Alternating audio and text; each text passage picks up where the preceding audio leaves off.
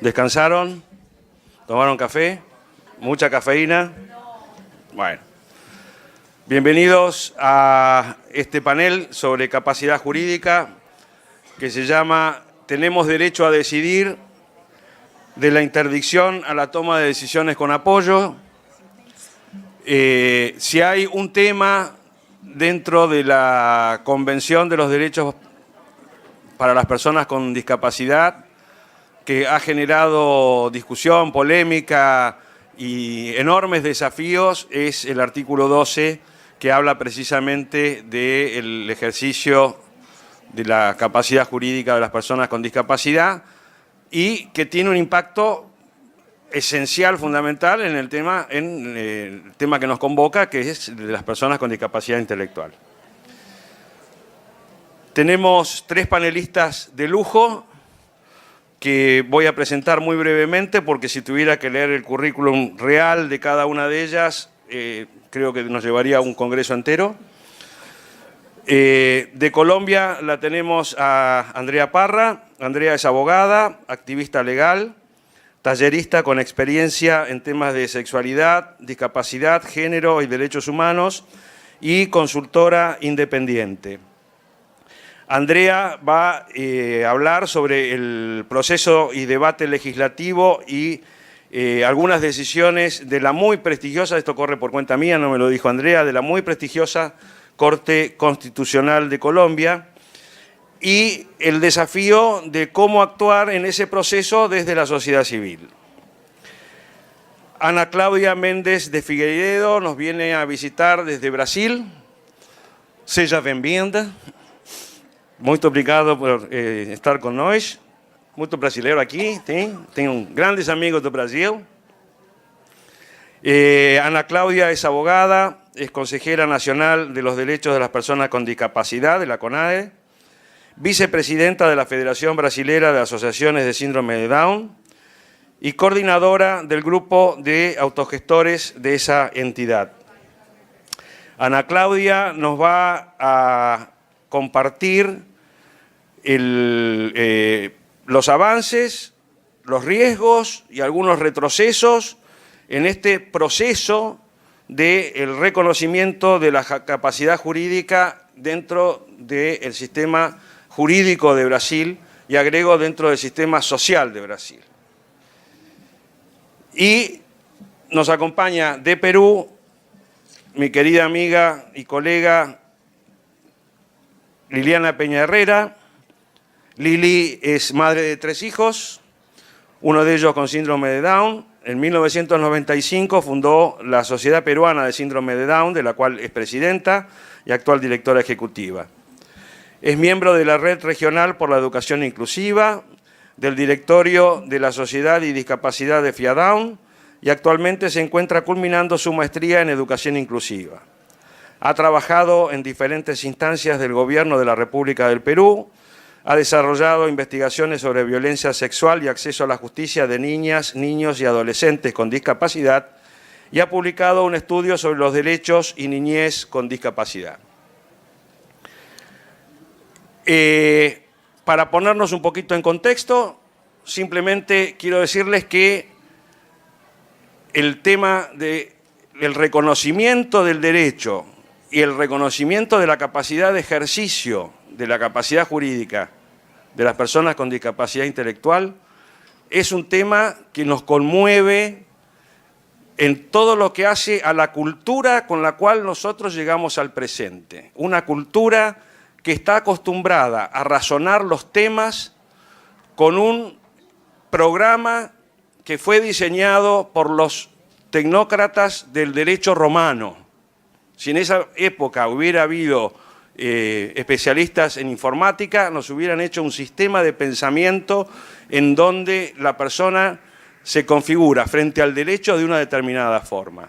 El modelo social de la discapacidad, en lo que hace al ejercicio de la capacidad jurídica, viene a romper, es un virus que introducimos en ese sistema informático con el cual estamos acostumbrados a razonar los temas jurídicos.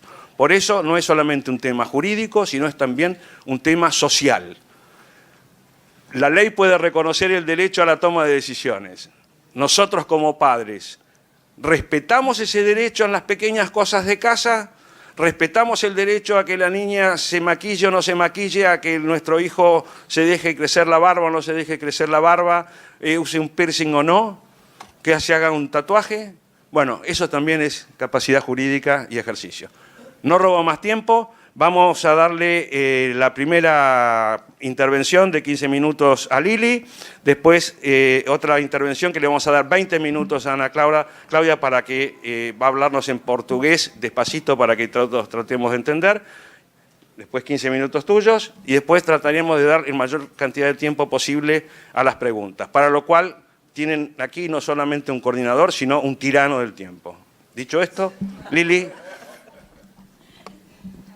Bueno, buenos días con todos y todas.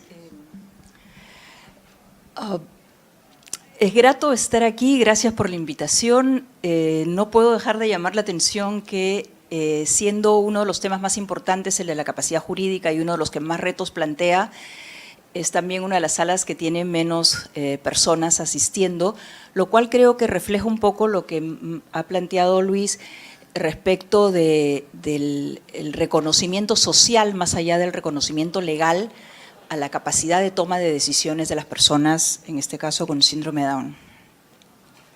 Ay, creo que apagué todo.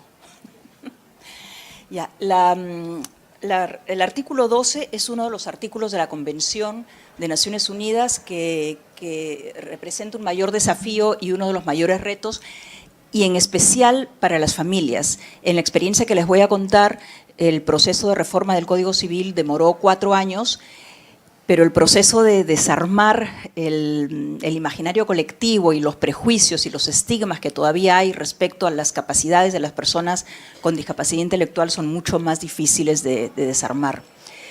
El artículo 12, en esencia, dice que todas las personas tienen capacidad jurídica en igualdad de condiciones que las demás y que para ello el Estado debe proporcionar sistemas de apoyo y salvaguardas para evitar conflictos de intereses y que vayan a ser vulnerados sus derechos. ¿Sí? Eso es, digamos, en esencia lo que dice el artículo 12 y parecería que aquí no hay nada que objetarle, ¿cierto? Que todas las personas tenemos los mismos derechos. Sin embargo, y acá le pedí a Andrea que me ayude a ver si hay algo, porque no soy abogada, soy historiadora, que no es correcto. Pero la capacidad jurídica suele plantearse como en 2 ámbitos. Uno es la capacidad de goce, es decir, todos los seres humanos tenemos el derecho a gozar de los derechos, ¿sí? Eso no se puede renunciar a ese derecho. Y el otro es la capacidad de ejercicio, es decir, quienes sí pueden ejercerlo porque tienen la edad, los menores de edad están bajo la tutela de sus padres, o la capacidad, la idoneidad para tomar decisiones, y también incluye a las personas que, por ejemplo, están en situación de carcelería, ¿no? El actual Código Civil peruano es del año 1984 y, como lo decía ya Luis, tiene una base romano-germánica, y hasta antes de la reforma del año 2018, porque la reforma se dio en septiembre del año 2018, se desconocía la capacidad jurídica de las personas, se diferenciaba entre capacidad de goce y capacidad de ejercicio, se hablaba de incapacidad absoluta y relativa, se hablaba de los retardados mentales, por ejemplo, para hablar de incapacidad relativa, se establecía la curatela como una manera de proteger los derechos de las personas con discapacidad, y de algunas otras se hablaba de los que jugaban dinero y los toxicómanos. Se restringía el derecho, el ejercicio de distintos derechos como el voto, el matrimonio, para testamentos, la firma de contratos. Planteaba la sustitución en la toma de decisiones porque se supone que no son capaces de tomar decisiones, y entonces se nombraba a alguien que los representara y tomara las decisiones por ellos, y demandaba un certificado médico que era el que tenía que establecer cuál era la condición de la persona para ser interdicto o no. Entonces, esto es lo que les decía, el artículo 43, los relativamente incapaces que no podían expresar su voluntad de manera indubitable, y esto no solamente afectaba a las personas con discapacidad intelectual, las personas, por ejemplo, no oyentes, también son afectadas porque si no cuentan con un intérprete de señas, pues la capacidad de expresar su voluntad de manera indubitable se pone en cuestión. Y el artículo 44 que les hablaba, ¿no? Los pródigos eran los que pueden disponer de su dinero y tirarse todo el el ingreso de la familia, ¿no? Gastarlo. Hicimos una estrategia a largo plazo cuando recién empezamos a adecuar la normativa peruana a la convención. Hicimos una estrategia, primero sacamos en el año 2012 la Ley General de Personas con Discapacidad, que establecía que había una serie de normas que tenían que adecuarse a la convención. Y entre las normas que se tenían que adecuar era el Código Civil. Se establece una comisión para empezar a trabajar la reforma del Código Civil. Esta ley se dio en diciembre del año 2012, tomó todo el año 2013 pensar en cómo se iba a implementar, finalmente se establece en diciembre del 2013 y en el 2014 empieza a trabajar. Y esta es una comisión que se convoca a través desde el Congreso, porque era una comisión congresal, y tenía que participar sociedad civil. Y se convoca a elecciones desde el CONADIS para elegir 3 representantes, y como la gente no sabía bien de qué se trataba esto de la capacidad jurídica, casi que solamente fuimos los que fuimos finalmente elegidos para ser parte de la comisión. No quiero dejar de mencionar a una persona que fue la que estuvo detrás de esta reforma y del tema de los derechos de las personas con discapacidad en el Perú, que es Javier Díaz-Canseco, que lamentablemente murió mientras estábamos haciendo este proceso.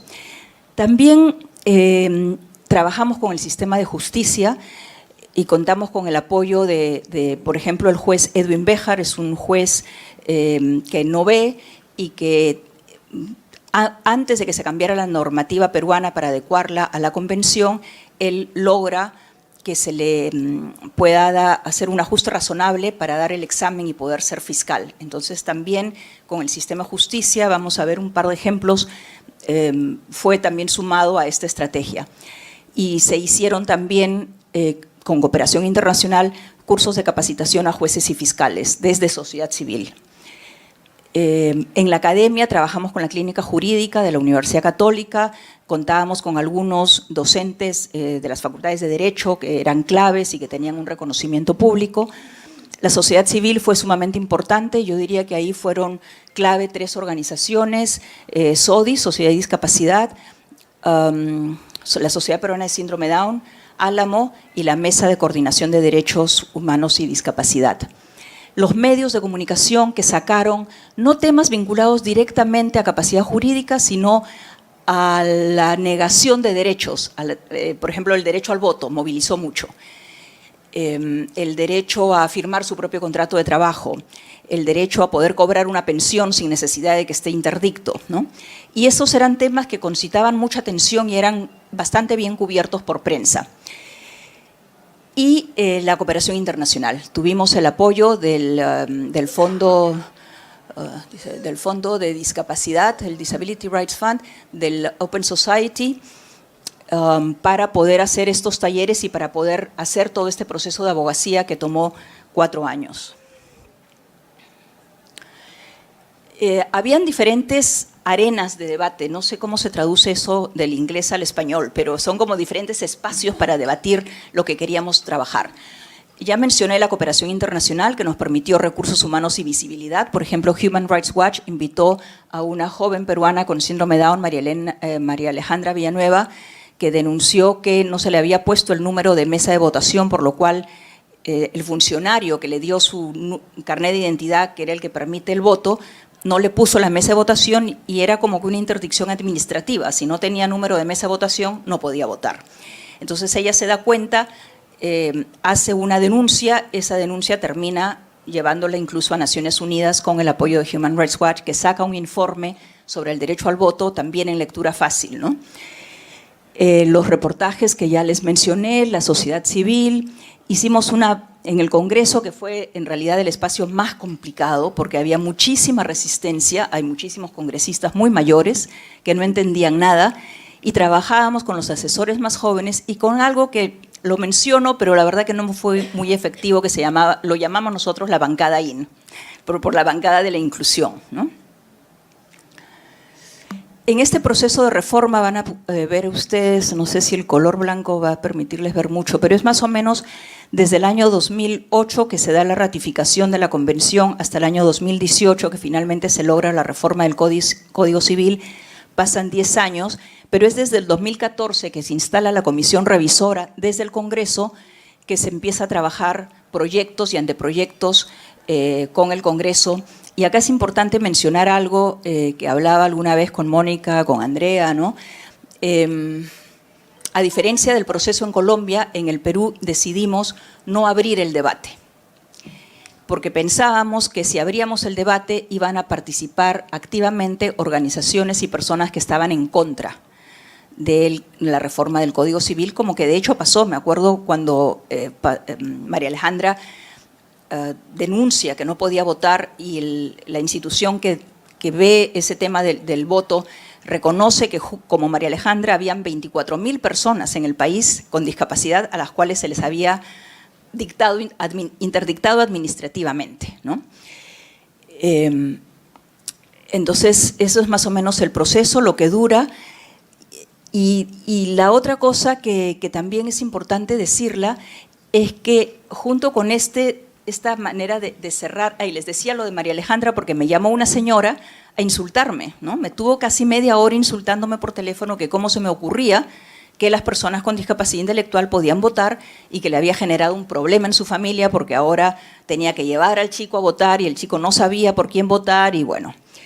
Entonces, una estrategia que decidimos fue mantenerlo lo más cerrado posible en términos de reforma del código, pero sí apelar a ciertos derechos que convocaban la atención del público, ¿no? Como por ejemplo el derecho al voto, el derecho a la firma del contrato. No sé cómo se hace para ver ese video.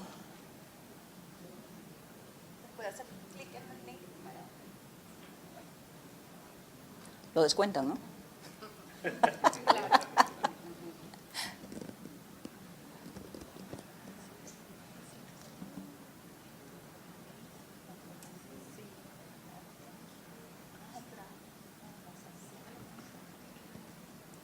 Con control y el enter. Hay que ver si la computadora está conectada. Ese es un... Me olvidé de decir, creo que estaba en la primera lámina.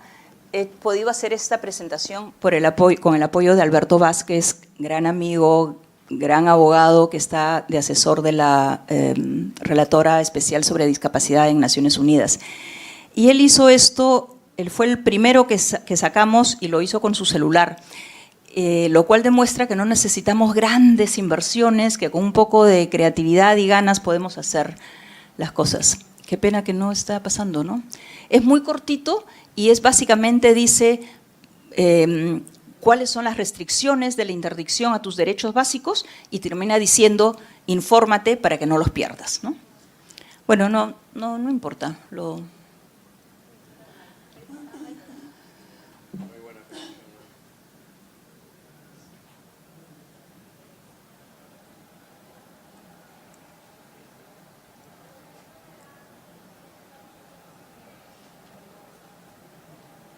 Ya, no importa. Pero... Bueno, busquen Sodis en Facebook. Sí, ahí están todos los videos. Ok, algunos de los factores de éxito, ¿sí?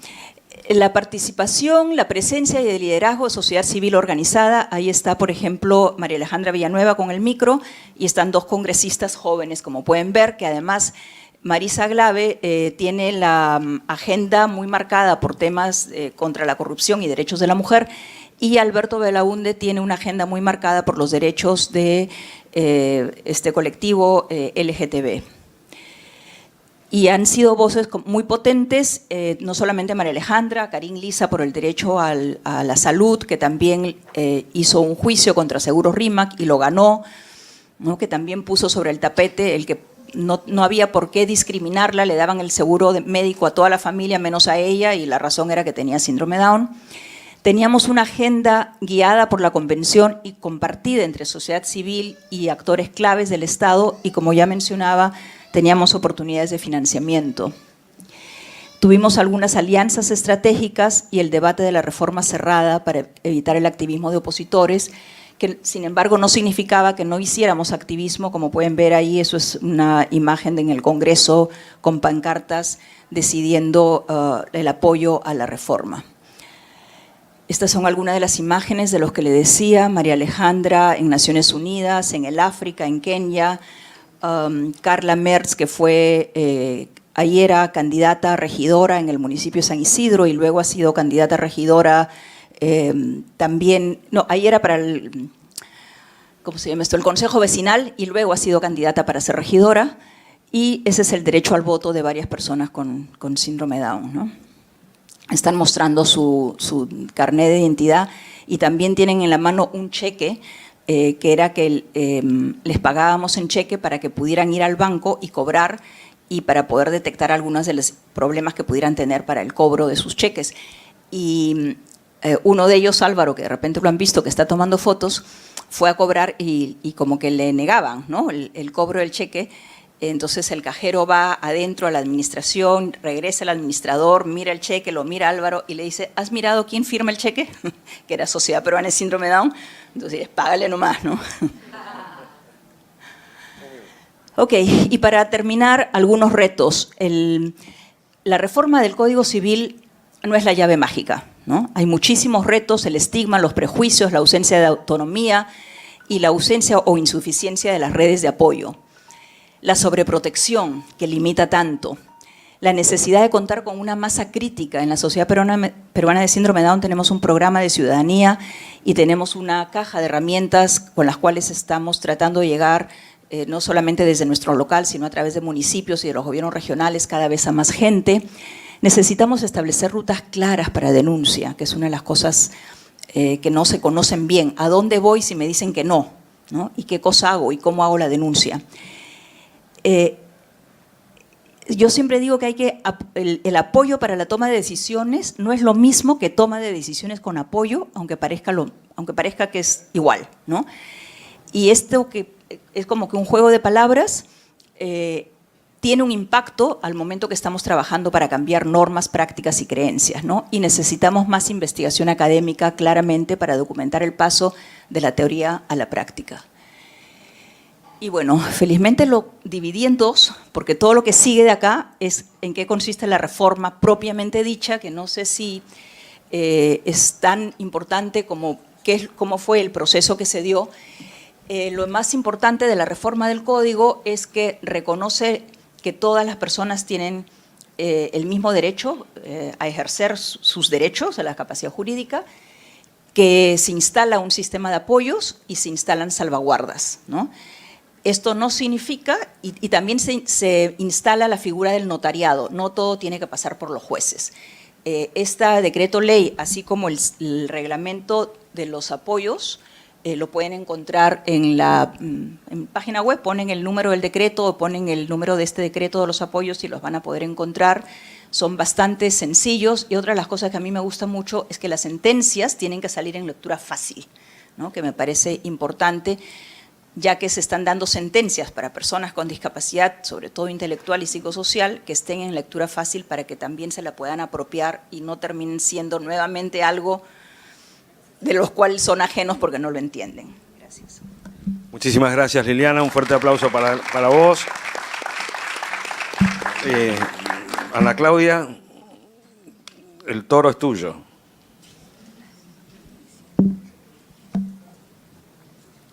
Bom dia. Para as pessoas cegas na plateia, eu me encontro do lado esquerdo de vocês. Eu vou falar um pouco sobre os avanços do Brasil, alguns retrocessos. Vou tentar falar mais devagar. No momento em que apressar-me um pouco, dê-me um sinal para que eu possa diminuir. Próximo. Está comigo, né? Essa é a pessoa que motivou todo o meu engajamento na luta, justamente porque muito cedo os espaços sociais lhe foram negados e eu percebi que era preciso lutar. Vou falar agora, nesta manhã, sobre a ratificação da Convenção Internacional sobre os Direitos da Pessoa com Deficiência, muito rapidamente. as modificações e as alterações que foram feitas em razão dessa modificação, da ratificação dessa convenção, e vou falar do intuito de retroceder, por meio de alguns projetos de lei, as vitórias, as conquistas que a gente obteve com a Lei Brasileira de Inclusão. A Convenção sobre os Direitos da Pessoa com Deficiência, no Brasil, ela foi aprovada com valor de norma constitucional, o que quer dizer que a Convenção ela tem o mesmo valor de Constituição, é como se ela estivesse dentro do livro da Constituição. Então, nenhuma norma no país pode contrariar o que está na Convenção. A Convenção ela exterioriza a consagração do modelo social de deficiência, que veio superar o modelo médico, o modelo biomédico, o modelo social de deficiência e também dos direitos humanos, porque é pautada basicamente em princípios de dignidade, de autonomia, de igualdade. O artigo 12, em linhas gerais, como já dito pelo Luiz e também pela Liliana, de fato, foi o artigo mais debatido entre todos aqueles da Convenção, porque estávamos mexendo em algo que mudaria a vida das pessoas e mudaria de uma forma radical tudo aquilo que se pensou até então, no sentido de poder fazer coisas, estava sendo modificado. E isso gerou uma resistência muito grande por parte dos países. Além de reconhecer igual capacidade às pessoas com deficiência, e igualdade de condições com as demais, é importante que se diga. Então, por exemplo, se um determinado país entende que a pessoa em coma não tem capacidade, então, a pessoa com deficiência que estiver em coma, igualmente, não terá direito à capacidade. Não porque a pessoa tem deficiência, mas porque ela se encontra em coma, como a outra que não tem deficiência. O artigo 12 consagra também o paradigma do apoio, que é o sistema de apoio que é o núcleo de toda essa reforma no que tange a capacidade. Nós não conseguimos conceber, compreender a questão da capacidade plena se nós não tivermos um sistema de apoio amplo e forte. E também impõe salvaguardas para o exercício desse direito. Então, é necessário que todas as medidas que o Estado garanta para o exercício da capacidade tenham salvaguardas que previnam abusos e que garantam que os direitos, a vontade e as preferências da pessoa com deficiência serão observados. Por força da Convenção, foi editada, entrou em vigor a Lei Brasileira de Inclusão, a Lei 13.146, de 2015. Essa lei veio trazendo 2 artigos que estabelecem o mesmo que a Convenção previu. Estabelece o quê? Que a deficiência não afeta a capacidade civil da pessoa, e também previu que a pessoa com deficiência tem assegurado o direito de exercício da sua capacidade jurídica em igualdade de condições com as demais pessoas. E desses direitos surgiram outros, são algumas repercussões do direito à igual capacidade. Então, pela Lei Brasileira de Inclusão, foi posto de uma forma expressa, embora esses artigos anteriores, por si sós, eles já embutiriam, já enquadrariam tudo isso. Mas, sabendo o legislador as dificuldades que as pessoas com deficiência encontrariam para exercer esses direitos, ele fez questão de deixá-los explícitos, claros. Eles têm direito, então, ao acesso à justiça, têm direito à privacidade, têm direitos políticos, têm direitos à obtenção de serviços notariais.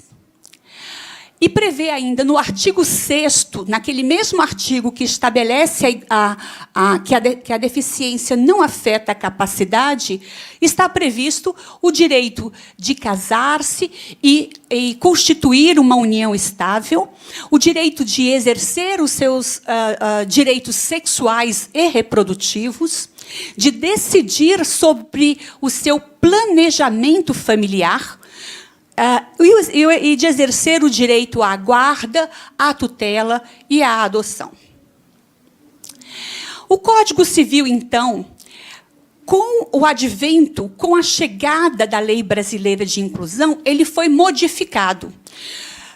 Quando a Lei Brasileira de Inclusão veio e estabeleceu a igualdade de capacidade, ela já mudou algumas normas. A primeira delas foi o Código Civil, que é o código, que é o documento que regula as relações entre as pessoas. Então, esse código foi estabelecido, foi alterado no seu artigo 3º, e foi retirado dele aqueles dois de fora mais claros, não fazem mais parte da incapacidade absoluta, a pessoa que não tem discernimento ou a pessoa que não consegue exprimir a sua vontade.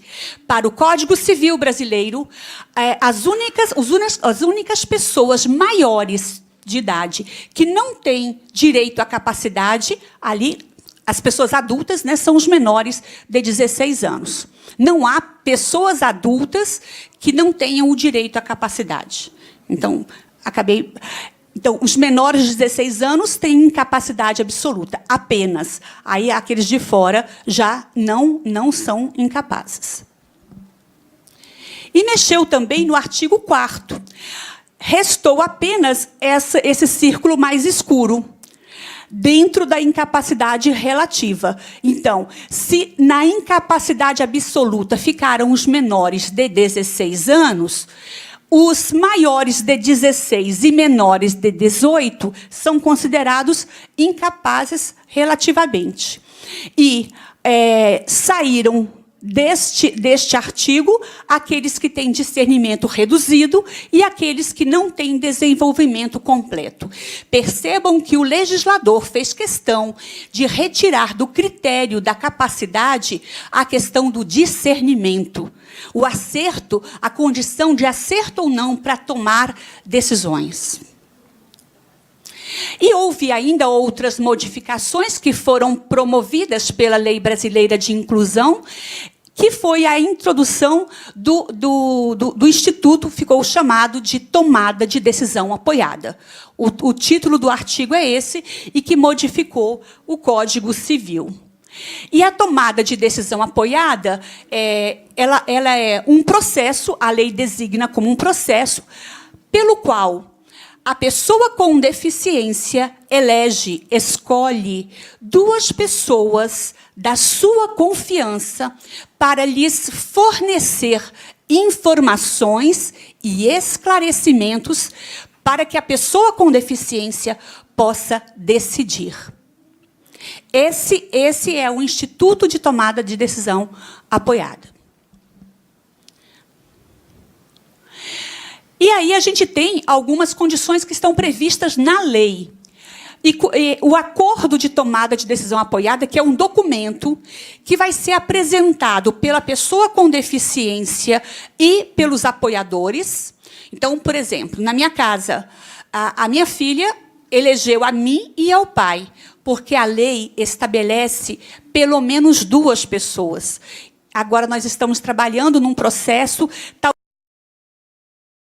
talvez isso nós tenhamos que mudar pela dificuldade que algumas pessoas têm encontrado de apoiador, para quem pode apoiar. Então, a designação das pessoas, esse documento tem que constar a designação das pessoas que vão apoiá-la, o compromisso dessas pessoas de respeitar a vontade, a preferência e os direitos da pessoa com deficiência, os limites do apoio, o que é que essa pessoa pode apoiar. Ela pode prestar esclarecimentos em relação a quê? Em relação a que questões é imprescindível que a pessoa com deficiência seja apoiada. Depois, se tivermos um tempo, eu posso falar mais, inclusive, sobre os critérios que nós estabelecemos para o apoio da Jéssica, minha filha. Ah, graças. E também o prazo de vigência também estará no acordo. A tomada de decisão apoiada, então, o juiz, assistido por uma equipe multidisciplinar, ou seja, com mais de um profissional, né, um assistente social, um psicólogo, um médico, ele vai ouvir o Ministério Público, a pessoa com deficiência e as pessoas designadas para apoiar a pessoa com deficiência.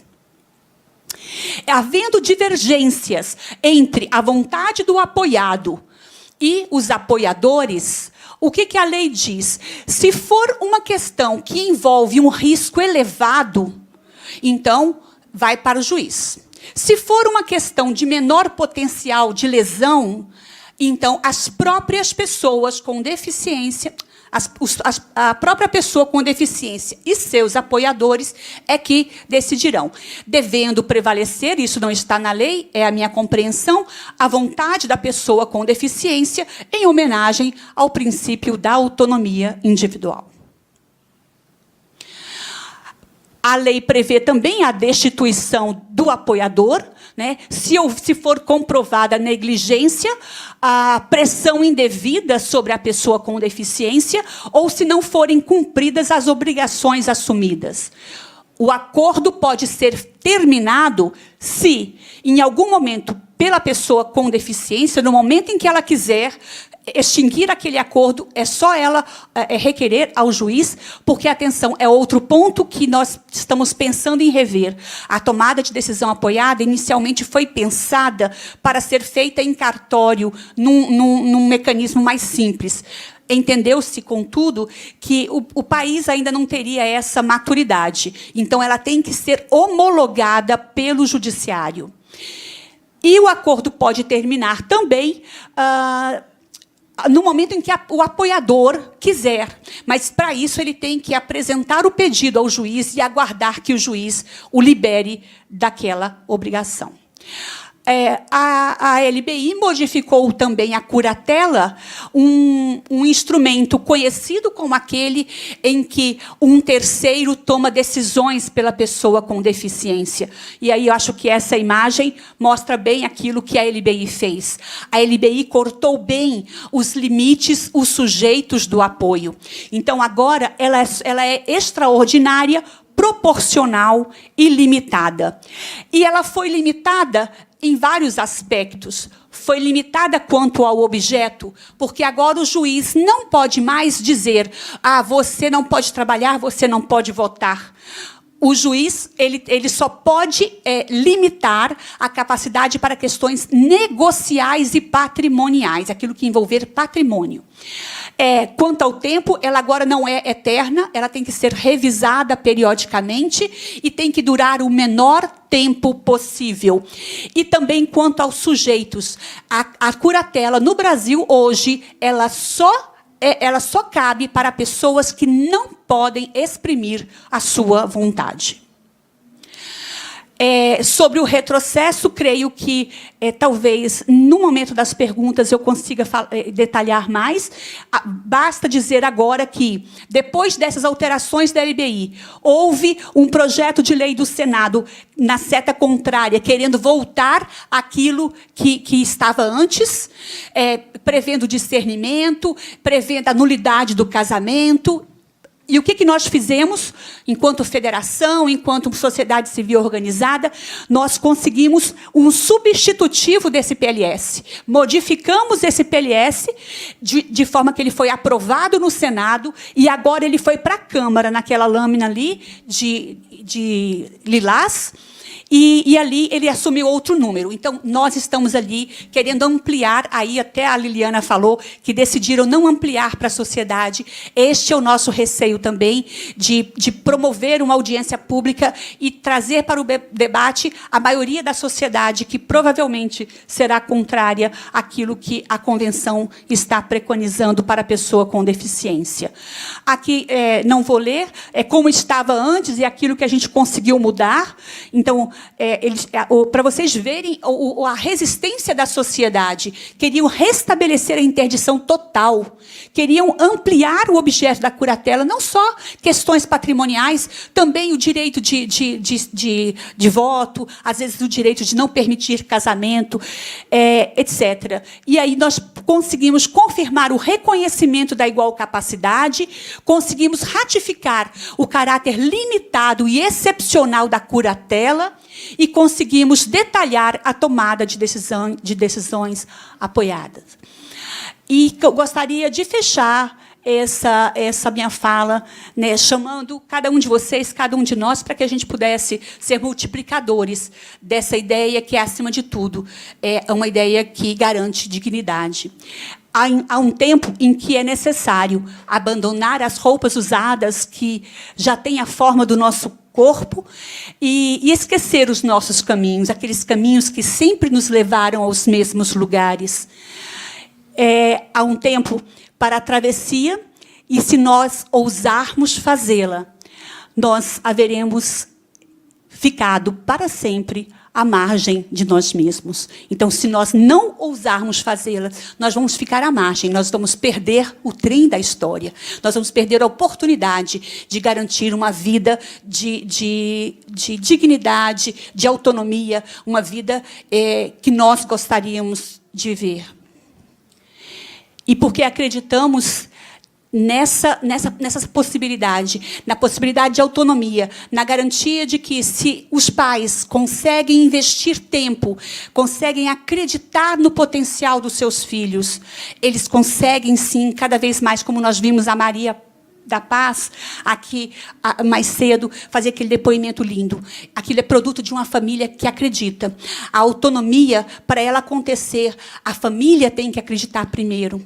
Porque se a família... Eu tenho feito grupo de autodefensores, em que os pais têm oprimido os seus filhos. Eu tenho ouvido filhos que têm sido sofrido uma forte influência dos seus pais para coisas mínimas, até para poder sair para dançar, até para poder namorar. Então, nós temos percebido isso, e quando nós garantirmos que essas pessoas saiam da curatela, que é um sistema de opressão, e possam ir para um sistema de tomada de decisão apoiada, em que eles só serão apoiados quando forem demandados, quando a pessoa com deficiência tiver necessidade, então eles conseguirão exteriorizar a sua vontade e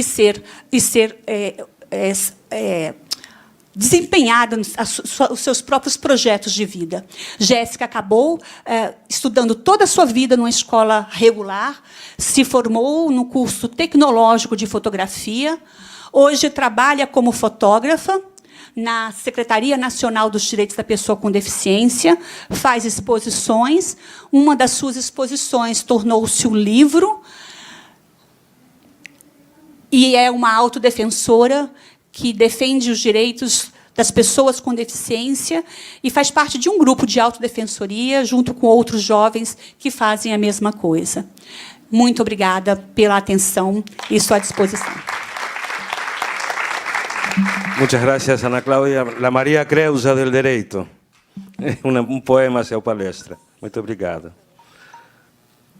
Bueno, cerramos el panel. Mira cómo protesta este teléfono. Si yo supiera desconectarlo, sería un hombre feliz. Ahí está. Andrea, todo tuyo. Gracias, Luis. Buenos días. Quería saber de dónde están acá. Costa Rica, Chile. Chile, 11 de mayo va a haber marcha por la educación inclusiva, espero que vayan. A ver, Brasil, Colombia, Argentina, Perú, Inglaterra, Uruguay, Guatemala, Paraguay. ¿En qué países de Latinoamérica ya hay iniciativas de reforma de capacidad jurídica? En Chile hay un proyecto recién presentado. ¿Dónde más? Perú y Brasil no se vale que digan. En Colombia, ¿dónde más? Costa Rica. En Ciudad de México también. Y Argentina. Fue el primero. Entonces, a mí siempre me han dicho, Andrea, desde, no sé, como 2006, pero lo que tú hablas es una utopía. Eso no se puede hacer. ¿Cómo así que la gente con discapacidad va a decidir cosas? Pues no es una utopía, y ya el hecho de que haya, seamos 7 países de Latinoamérica andando, muestra que esto también se acopla a nuestras realidades. No es una cuestión que esté pasando en Irlanda o en Canadá solamente. Quiero pedirles que en un minutico, con la persona que tienen al lado, me respondan esta pregunta. ¿Qué decisiones tomó para estar aquí hoy? Como hablen con la persona que tienen al lado, como...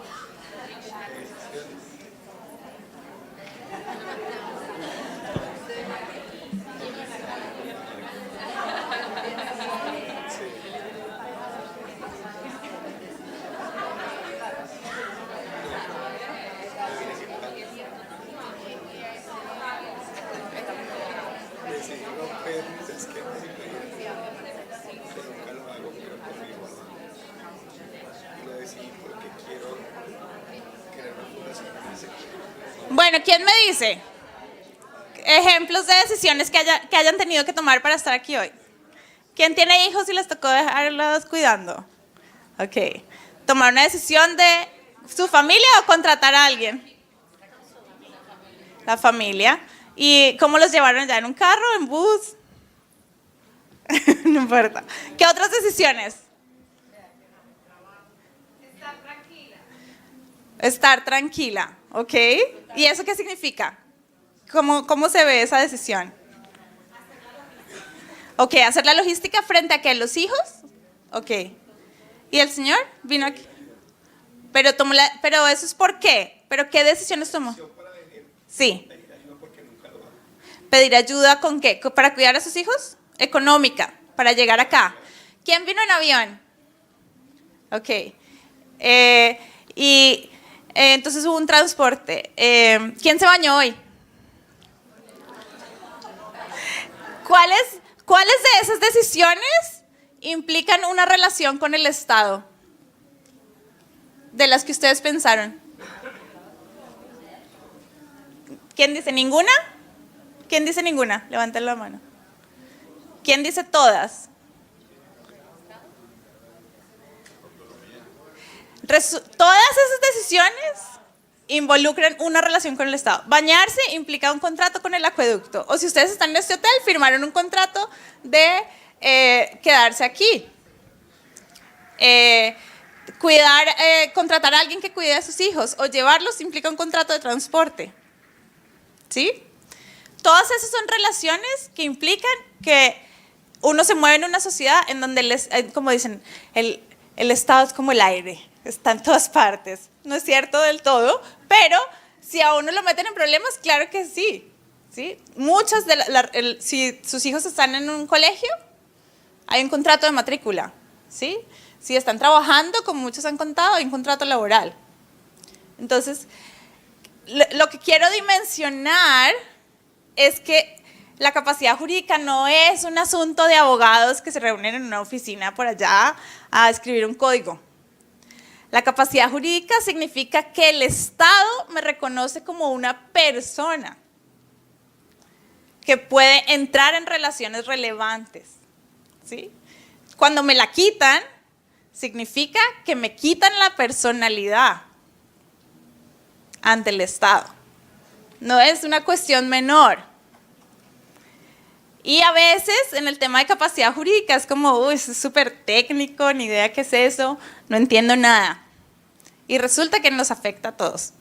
Si a usted le quitan la capacidad jurídica y le anulan la capacidad de tener cualquier tipo de relación, piense todas las relaciones que involucra su vida hoy en día. Si trabaja, si estudia, si tiene una familia, si se casó, si tuvo hijos, si fue a la clínica, si tiene un médico, si tiene EPS. Todas esas relaciones involucran el ejercicio de la capacidad jurídica. Y lo que está debajo de tomar decisiones, levanta aquí quien se ha gastado mal su plata alguna vez en su vida. No, que ha utilizado mal su dinero. ¿Quién? ¿Quién ha tomado aquí alguna vez una mala decisión en su vida? ¿Y quién aquí ha aprendido algo de haber tomado una mala decisión? Es importante entender que tomar decisiones implica el ejercicio de la dignidad. Hay una dignidad en el riesgo. Y hay un gran valor de aprendizaje sobre la vida en el error. Y eso lo vemos en todas las especies. Ahí está el pajarito botando eso. Qué susto lanzarse de un precipicio a aprender a volar. ¿Sí? Entonces, esto es lo que hace que tenga sentido que unos abogados nos estemos reuniendo a escribir proyectos de ley para cambiar los códigos civiles. ¿Sí? ¿Qué pasa en Colombia? Y la hora aquí. Tenemos un código civil de 1857. ¿Sí? ¿Quién sabía eso? Y la capacidad jurídica, la interdicción tal como ha existido en toda Latinoamérica, como dijo Ana Claudia, es herencia del derecho romano germánico.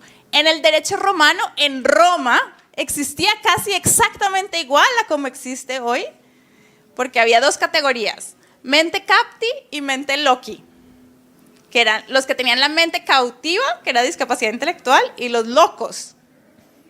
Y es exactamente a esas personas a quienes se le aplica la interdicción. ¿Sí?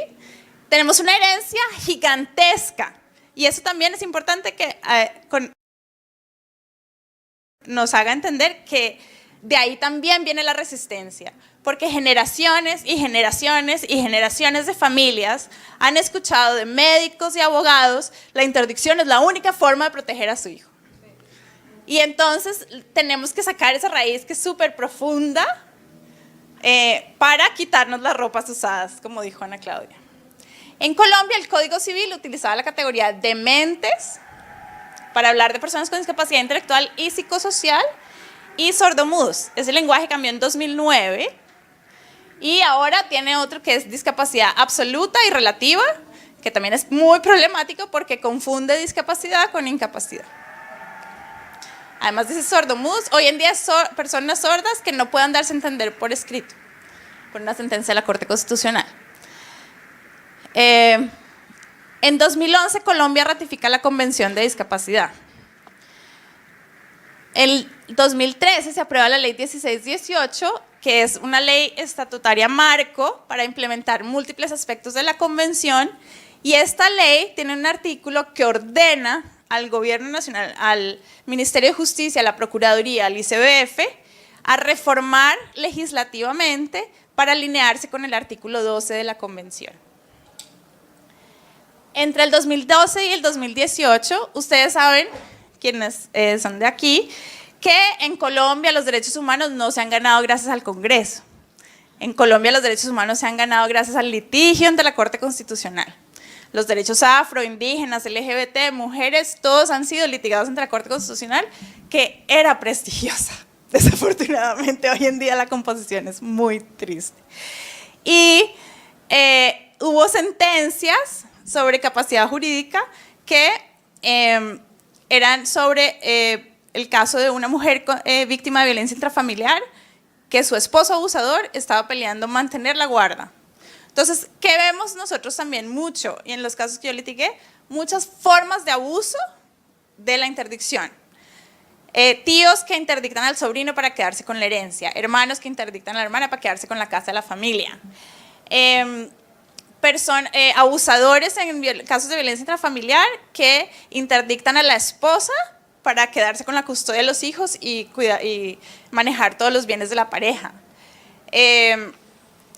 casos para institucionalizar personas. O sea, no es que este cuento como que la interdicción protege, es muy, hay que cuestionarlo, ¿sí? Como hay un dicho aquí que es nunca traga entero. Y esta es una que nos hemos tragado entero, pues porque es un sapo que nos han metido como... Hay casos también de la Corte Constitucional sobre inclusión educativa. Un joven con discapacidad psicosocial que entró en una crisis, salió de la universidad, la familia lo interdictó y entonces la universidad dijo, no, como está interdicto, pues no puede estudiar.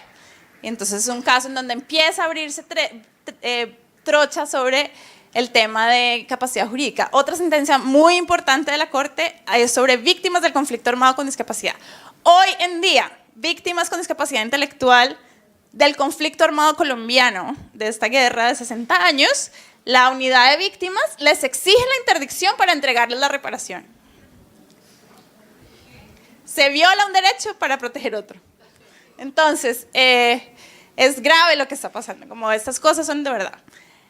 Después de un proceso de más o menos 4 años, empezamos unas reuniones de una mesa de trabajo para escribir este proyecto de ley, que es el proyecto de ley 027-2017. Ahí está el link para que lo lean completo. Solo quiero mostrarles, ya les dejo también ahorita, listo. Lo buscan, proyecto de ley 027-2017.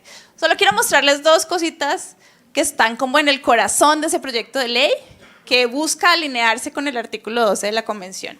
Uno es que todas las personas, se presume la capacidad jurídica de las personas, todas las personas con discapacidad mayores de edad tienen derecho a realizar actos jurídicos de manera independiente y contar con apoyos para la realización de los mismos, ¿sí?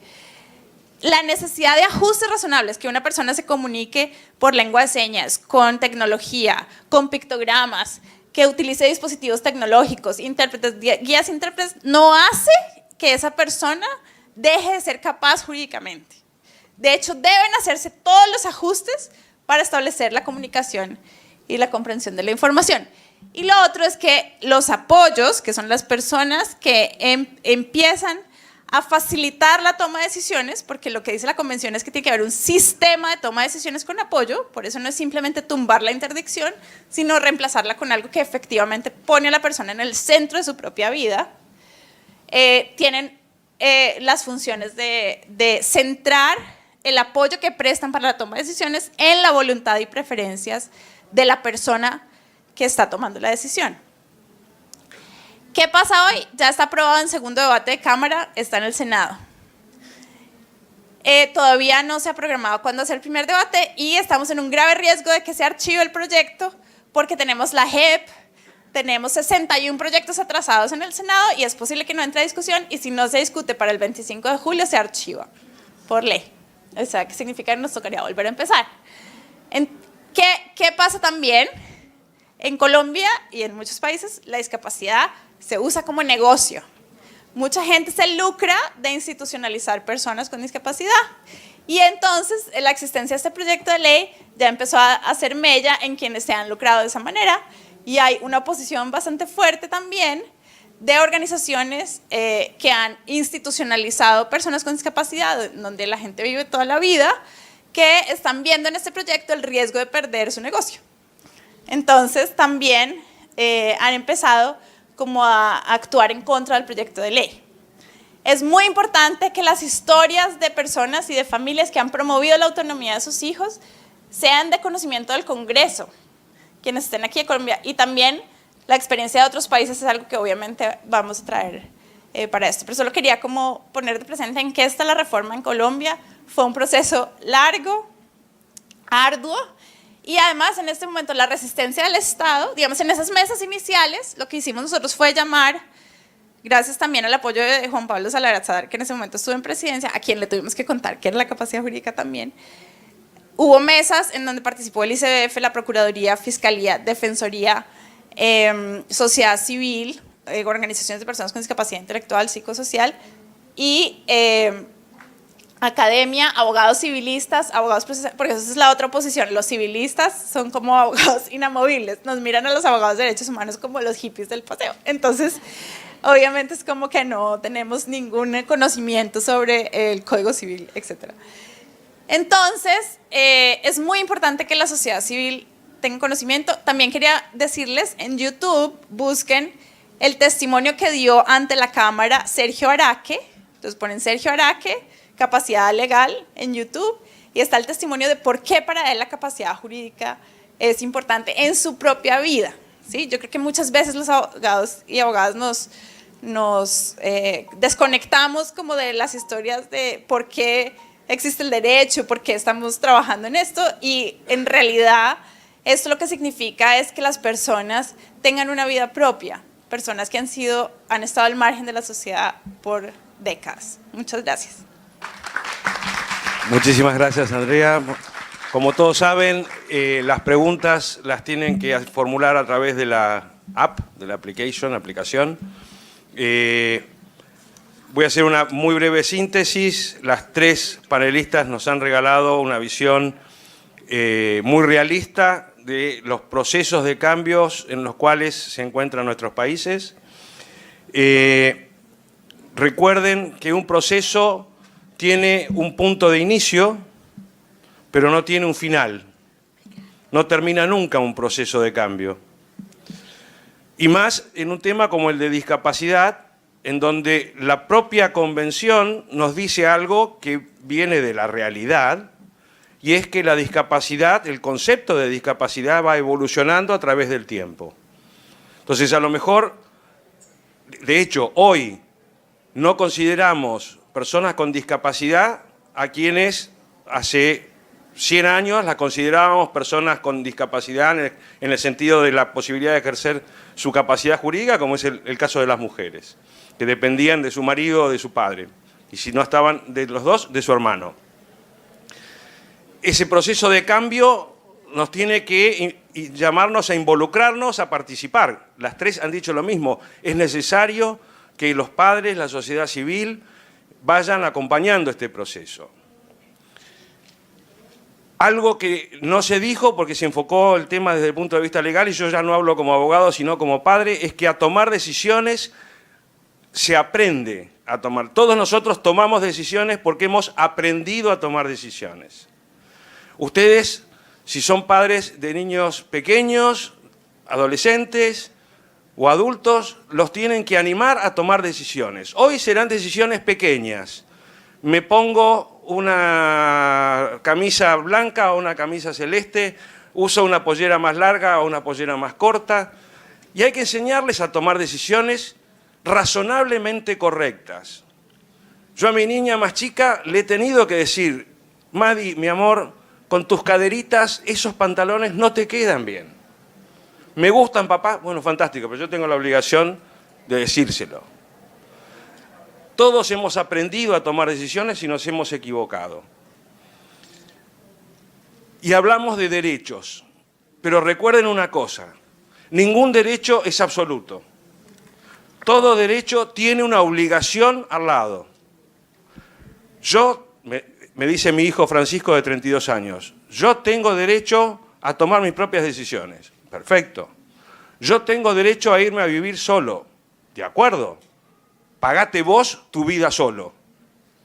Porque la elección de Francisco de irse a vivir solo tiene un costo.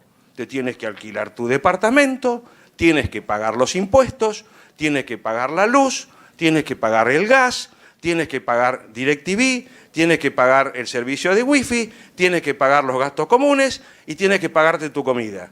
Si con tu sueldo puedes vivir solo, fantástico. Yo no te voy a mantener como no mantengo a ninguno de mis otros dos hijos.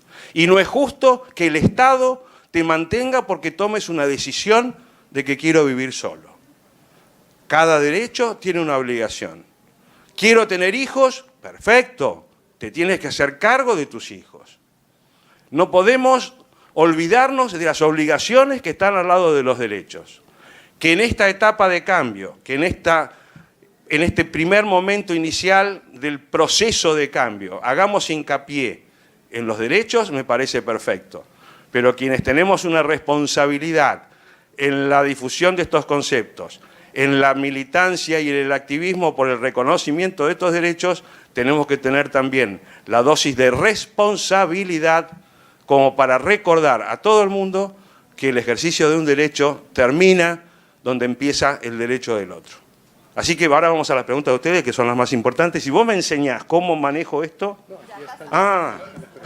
yo ya estaba preocupadísimo. Bueno, ¿tablet en braille tenés? No tenemos tablet en braille, estamos en problemas. Preguntas. No me dicen para quién son. Ah, sí, algunas sí. Acá hay una personalizada. Andrea, por favor, ¿me enseñas las palabras precisas para convencer a las familias de personas con discapacidad con altas necesidades de apoyo, parálisis cerebral sin comunicación, para que ellos sí puedan decidir? A estas personas se les aplica más la interdicción y no es justo. Algunos de los activistas más importantes del movimiento con discapacidad eran personas no verbales y no móviles. Personas que un sistema médico clasificaría como de discapacidad profunda o severa, y fueron las personas que más movilizaron el movimiento. Entonces, como que hay una creencia, tenemos una creencia muy medicalizada de que la discapacidad hay que clasificarla en grados. La ley hace eso, y en realidad lo que nos dicen es como, bueno, pero listo, sí, pero es que usted está hablando pues de personas con síndrome de Down que hablan, que no sé qué, pero entonces todas estas personas que están postradas en una cama, ¿usted me va a decir que pueden tomar decisiones?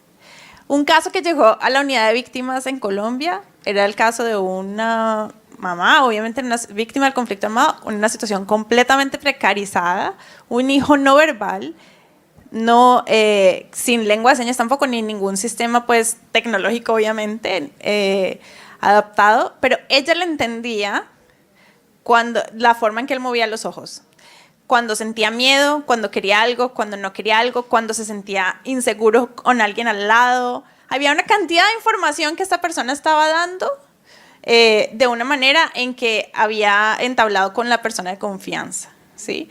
Entonces, solo quiero decir una cosa también, es como tenemos sobrevalorizada la manera de comunicación regular, verbal, académica, racional, y hay múltiples maneras de comunicarse en el mundo.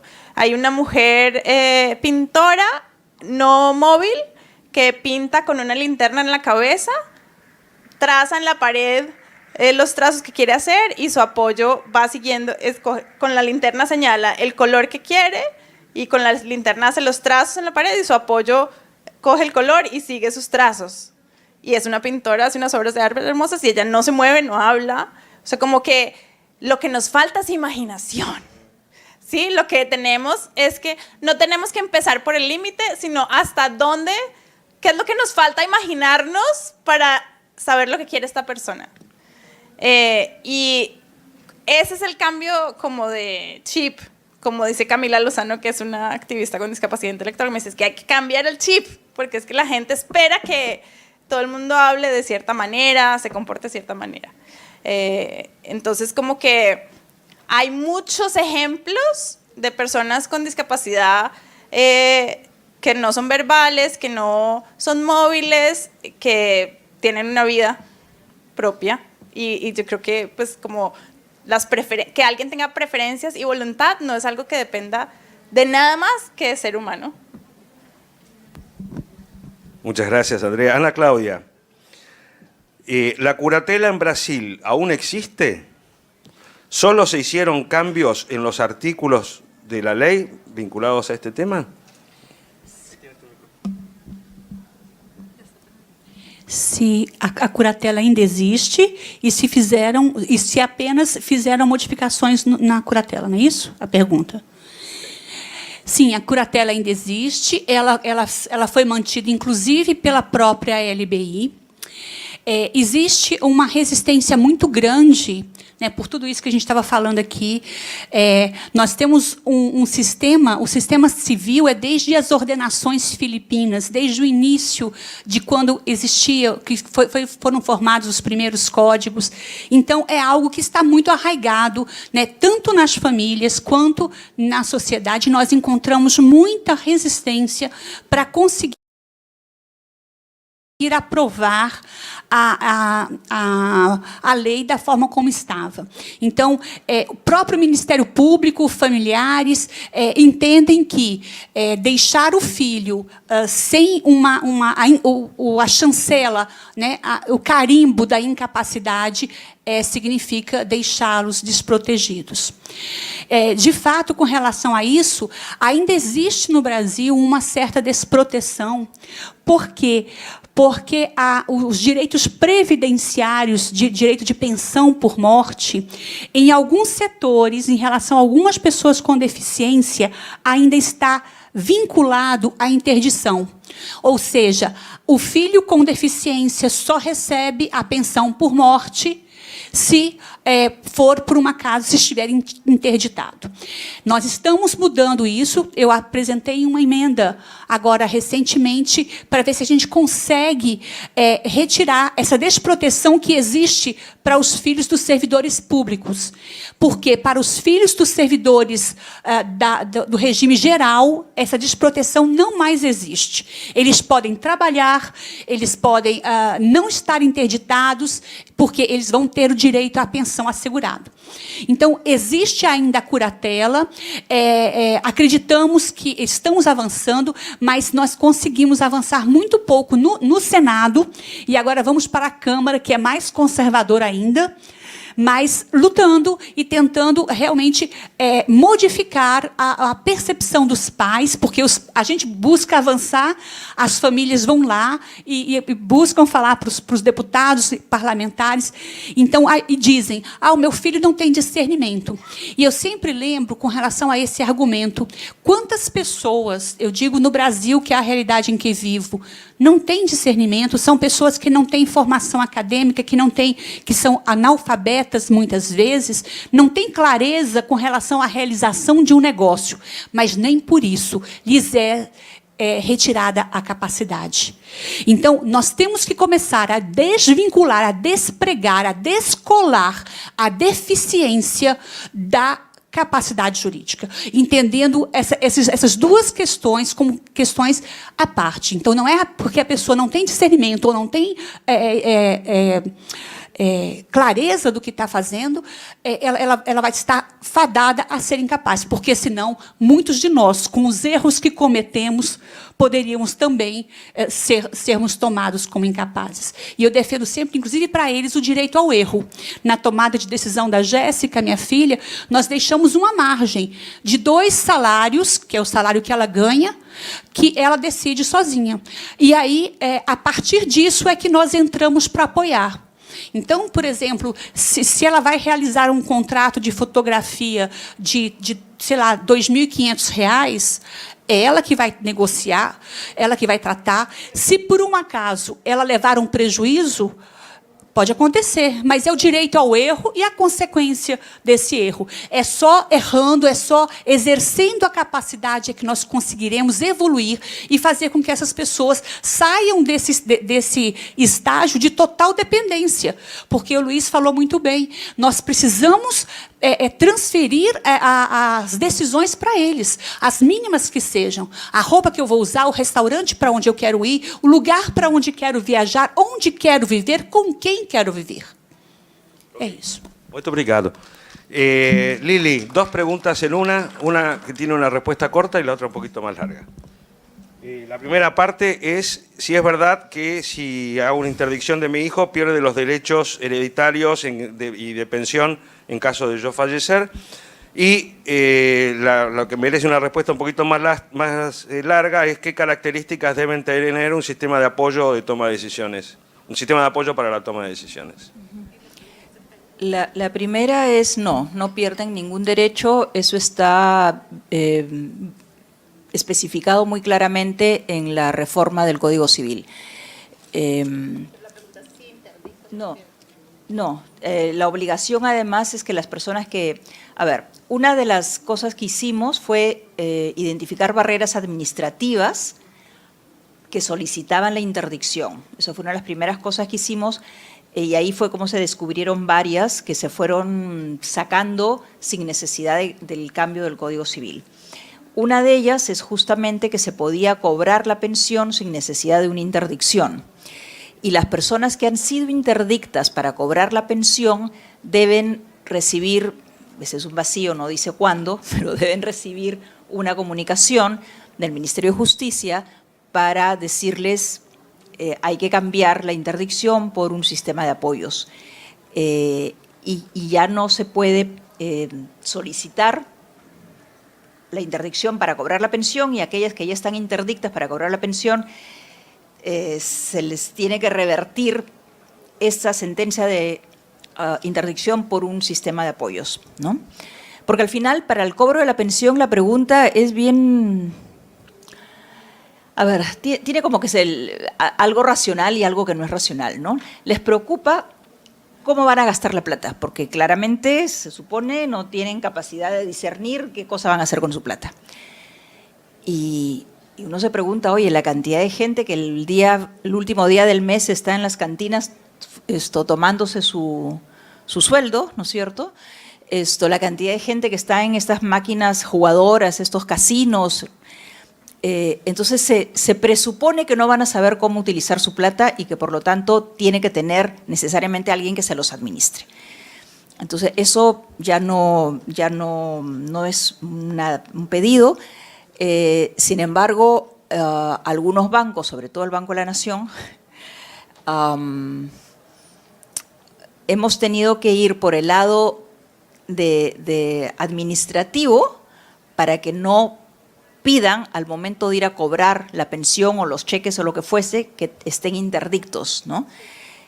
Pero bueno, eso es como un tema administrativo que no tiene que ver con la ley. La respuesta es no, ni los que ya están ni los que todavía les puedan pedir, ¿no?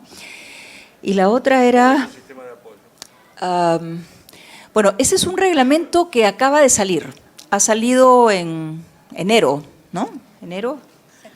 No, esa fue la reforma, pero el sistema de apoyos ha salido ahorita, si no me equivoco es enero o febrero de este año, en el 2019, y habla de los diferentes tipos de apoyo, porque no es una persona de apoyo, sino un sistema de apoyos que pueden ser incluso instituciones. Es decir, por ejemplo, la Sociedad Peruana de Síndrome de Down podría brindar apoyos a las personas que sean las familias, la propia persona, en realidad no es las familias, la propia persona tiene que demandar el apoyo. Y aquí hay un tema que se habla poco, ¿no? Pero cuando yo estaba haciendo este estudio sobre los derechos de los niños y niñas con discapacidad ante situaciones de abuso sexual, ¿cómo hacen los niños para ir, o adolescentes, incluso adultos, para ir a denunciar, ¿no? Y muchas veces tendrían que denunciar a sus cuidadores y dependen de los cuidadores para ir a hacer la denuncia, y entonces es como que un círculo perverso, ¿no? Ese es un tema que creo que lo dije muy a la pasada, pero se necesita saber cómo haces la denuncia pasando por encima de aquellos que se supone te tienen que cuidar, que felizmente no es la mayoría son familias que efectivamente cuidamos bien, pero hay algunas que no. ¿Cómo te saltas eso? ¿Cómo llegas? ¿Cómo camino a dónde? ¿O cómo cojo el teléfono? ¿Sí? Creo que son muchos retos que tienen que ver con lo que ya hemos dicho a lo largo de estos 2 días, con la autonomía y la capacidad de toma de decisiones y cómo tenemos que nosotros como mamás y papás liberarnos, cortar nosotros el cordón umbilical, permitirse caer, permitírseles equivocar y volar y ser nosotros el aire bajo sus alas y no la tijera que se las corta, ¿no? Y a la pregunta que le hacían a Andrea sobre qué les digo a los papás, se me acercó una persona más temprano a preguntarme más o menos lo mismo. Y yo le decía es que el problema no son las familias. Yo la verdad que tengo mucha resistencia a eso. Cuando me dicen es que las familias son un problema porque… Y las familias no somos un problema, somos parte de la solución.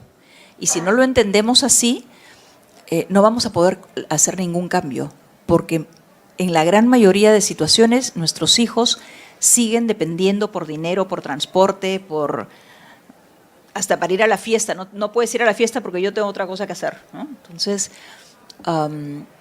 las familias son parte del proceso de cambio y créanme que no es que no haya, pero es difícil encontrarse una familia, sobre todo mamá, papá, que tú digas realmente son unos malvados, ¿no? O sea, esto lo están haciendo por maldad pura.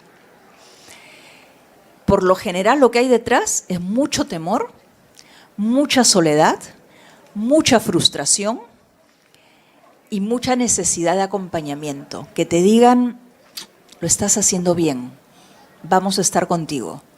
Porque la preocupación más grande es qué va a pasar con nuestros hijos cuando nosotros no estemos. Y yo ayer decía, hay que ponernos del otro lado también. ¿Qué va a pasar con nosotros cuando nuestros hijos no estén? Cuando se vayan a vivir, cuando dejen solos, cuando dejen el nido, si estamos viviendo nuestra vida por ellos y hacemos una simbiosis total, cuando ellos no estén, nos vamos a quedar como que vacíos. Y creo que es una de las razones por las cuales tantas mamás, sobre todo, se resisten a dejar solos. Porque desde que nacieron nos dijeron, te va a acompañar toda la vida, se va a morir pronto, ¿no? Ese mundo ya no es así. Ya no se van a morir a los 30, 35 años, se van a morir pasados los 60. Hay excepciones, pero digamos, eso es lo que se esperaría, ¿no? Entonces sí, las familias somos parte de la solución. La verdad que es... Siempre invito a pensar en eso. Somos parte de la solución, no somos parte del problema. Gracias, Liliana. Bueno, muchísimas gracias a todos. Les pido un fuerte aplauso para las tres panelistas. Ustedes tienen el derecho de seguir haciéndole preguntas a las tres, pero como tenemos la obligación de dejar el salón para el próximo evento y que no nos pase como nos pasó a nosotros, que nos tuvimos que retrasar, les pido que esas preguntas las hagan a la salida del salón, así se puede acomodar todo. Muchísimas gracias, que sigan disfrutando del Congreso y nos vemos en las siguientes actividades. Gracias.